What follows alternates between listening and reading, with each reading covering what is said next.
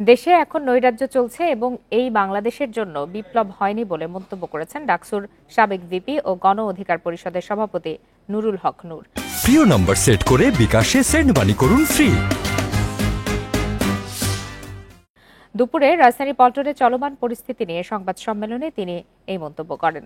আওয়ামী লীগকে উৎখাত করে এবার লুটপাটকারীদেরও উৎখাত করা হবে উল্লেখ করে নূর বলেন, এক দৈত্য সরিয়ে আরেক দৈত্যর জন্য বিপ্লব ছিল না।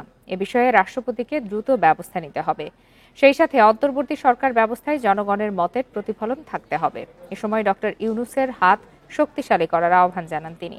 এছাড়া আন্দোলনে হতাহতদের পরিবারকে সহযোগিতার আহ্বান জানানো হয় সংবাদ সম্মেলনে।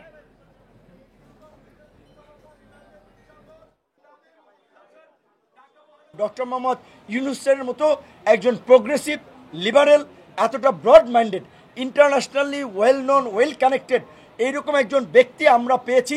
এটা আমাদের দেশের জন্য যে একটা কত বড় সম্পদ। তো কাজেই তার হ্যান্ডস লাগবে, তার হেল্পিং হ্যান্ডস লাগবে এই রাষ্ট্রকে মেরামত করার জন্য।